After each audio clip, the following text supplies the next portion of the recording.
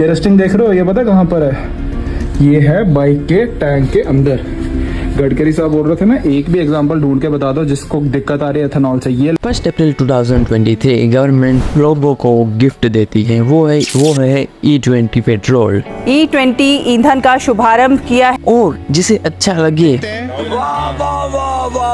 और जिसे अच्छा ना लगे वो इंटरनेशनल। राइट दैट आपने E10 टारगेट को डेडलाइन से पहले कंप्लीट कर दिया है, and now we are looking at E20. So if you look at the petrol consumption of India, considering the amount of ethanol we would require, the estimate comes to about 10.16 billion liters. And ethanol production happens from corn, wheat, rice and sugarcane. And out of these 4 crops, 3 crops are water guzzling crops. So अभी बैंगलोर में water crisis चल रहा है। BMC ने बस एक notification दिया, they're going to cut the water supply by 5%. ये जो आर्गुमेंट करने वाले लोग हैं ना, हाँ, ये सबसे देश में एंटी नेशनल है। तो यही E20 के आने के बाद बहुत लोगों को प्रॉब्लम होने लगी। तो पहले समझते हैं एथेनॉल कैसे बनता है। जब 20% एथेनॉल और 80% पेट्रोल को मिलाया जाता है तो बनता है E20 फ्यूल। अब सवाल उठता है एथेनॉल आता कहाँ से है? तो एथेनॉल एक बायोफ्यूल है जो गन्ने, मक्का या खेती में बची हुई फसल से तैयार किया जाता है। तो इन फसलों में मौजूद शुगर और फर्मेंटेशन प्रोसेस से गुजरता है, यानी बैक्टीरिया और यीस्ट की मदद से सड़ाया जाता है। इस प्रोसेस में अल्कोहल, इथेनॉल और CO2 कार्बन डाइऑक्साइड बनती है। फिर इसमें से रॉ एथेनॉल को रिफाइन किया जाता है और फिर हमें मिलता है पेट्रोल के साथ E20 फ्यूल। लेकिन जब 2023 में सरकार ने E20 फ्यूल के बारे में बात की थी तो लोगों ने सोचा था पेट्रोल का दाम घट जाएगा, लेकिन पेट्रोल का दाम तो बढ़ता ही गया।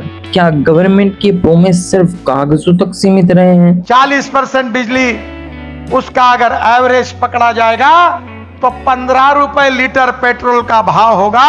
16 लाख करोड़ रुपए का इंपोर्ट है, उसके बजाय ये पैसा किसानों के घर में जाएगा। लेकिन क्वेश्चन वही उठता है कि आखिर E20 ही क्यों? तो इंडिया अपना क्रूड ऑयल इंपोर्ट खत्म करना चाहता है, क्योंकि इंडिया हर साल 16 lakh crore crude oil import करता है, इसलिए कंट्री के फॉरेन रिजर्व पर प्रेशर पड़ता है। लेकिन ये कोई खास बात नहीं है जो प्रूव करती है कि E20 को लागू करना जरूरी है, क्योंकि आज के टाइम इथेनॉल और पेट्रोल सेम ही कॉस्ट में पड़ता है। चलो छोड़ो, इन्वायरमेंट को तो बेनिफिट करता होगा ना, लेकिन वो उतने लेवल पर नहीं करता, क्योंकि मोस्टली इथेनॉल गन्ने से ही बनता है और गन्ने को बनाने में बहुत वाटर वेस्ट होता है। हाँ, मैं मानता हूँ कि इथेनॉल पेट्रोल के मुकाबले 20 से 30% कार्बन डाइऑक्साइड कम फैलाता है, बट 1 लीटर इथेनॉल बनाने में 2 से 3 हजार लीटर पानी यूज होता है। लेकिन E20 लाने से पहले कार या बाइक पे E20 कंपैटिबल तो होने देते। और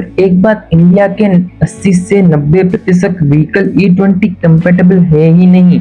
2023 के बाद के सारे व्हीकल ही E20 कंपैटिबल है। 2012, 13 या 14 के व्हीकल में तो सपोर्ट ही नहीं करता है। तो मेन क्वेश्चन तो वही आता है कि इंडिया में हर पर्सन न्यू कार या बाइक अभी नहीं अफोर्ड कर सकता जो कार या बाइक E20 को सपोर्ट करती हो, और कार कंपनी भी कोई गारंटी नहीं ले रही है कि इफ आपकी कार को कुछ हुआ तो हम ठीक कर देंगे। जैसे टाटा कंपनी ने बोला, अगर इथेनॉल से आपके व्हीकल को कुछ भी डैमेज होता है तो उसकी जिम्मेदारी हम नहीं ले सकते। होंडा और भी कंपनीज हैं, वो कह रही हैं कि आप डलवा लो, लेकिन फिर हमारी कोई गारंटी नहीं हो। कोई ना कोई मतलब ड्रॉबैक तो है इसमें, जब बड़ी बड़ी कंपनियां उनके मतलब चेयरमैन, उनका स्टाफ लाए तो नहीं करेगा, झूठ तो नहीं बोले। मतलब देखो, हमारे अकेला ही देश नहीं है जो इथेनॉल या पेट्रोल को साथ में मिक्स करके दे रहा है। जैसे ब्राजील 1917 से इथेनॉल पेट्रोल में डालता आ रहा है, और आज ब्राजील E100 है, मतलब 100% इथेनॉल और 0% पेट्रोल।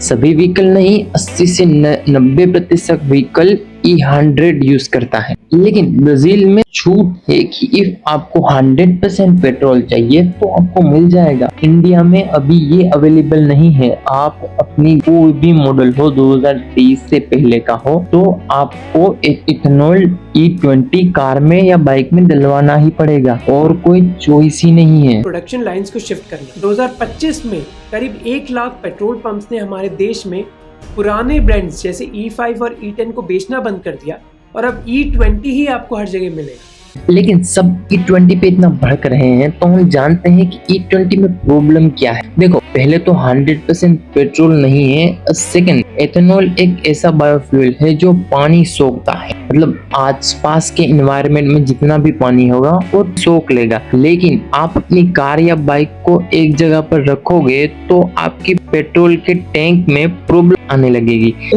अब ऐसा होता क्यों है, इसके लिए आपको थोड़ी बहुत साइंस समझनी होगी। अनलाइक पेट्रोल, एथेनॉल हाइग्रोस्कोपिक है, जिसका मतलब है कि वो हवा से मॉइस्चर को अब्सॉर्ब कर लेता है। तो हर बार जब आप एथेनॉल ब्लेंडेड पेट्रोल डालोगे अपनी गाड़ी में, जब आपकी गाड़ी रोड पर खड़ी हुई है, तो आपके फ्यूल सिस्टम में एक पानी आता रहेगा। ये जब एथेनॉल के साथ मिक्स होता है तो आपके वो फ्यूल टैंक की मेटल सर्फेसेस को अटैक करने लग जाता है। गवर्नमेंट ने ऑफिशियल भी कहा है कि आपके व्हीकल में प्रॉब्लम तो आएगी, लेकिन उतनी नहीं आएगी। लेकिन सरकार ने जितना बोला है कि कम आएगी, उतनी भी कम नहीं आती है। तो कुछ लोग कहते हैं कि नितिन गडकरी का प्रॉफिट है इसमें। देखो, ये है एथेनॉल आने से पहले मानस एग्रो इंडस्ट्री की ग्रोथ इतनी नहीं हुई थी, लेकिन जैसे ही एथेनॉल आने लगा तो मानस एग्रो इंडस्ट्री की ग्रोथ अचानक से बूस्ट हो गई। और बताइए ये कंपनी किसकी है? ये कंपनी है नितिन गडकरी के बेटे की। लेकिन आपको लगता होगा फार्मर्स का तो प्रॉफिट होता होगा, नहीं। 2023-24 में भी 340 रुपये पर क्वांटिटी मिलता था फार्मर्स को, और 2025 में 355 ही हुआ, मतलब इतना बूस्ट भी नहीं हुआ, सिर्फ 10 रुपये बूस्ट हुआ है या 15 रुपये। तो एथेनॉल 20 या 21 में पर लीटर से आपको मिलता था 40 या 50 रुपये,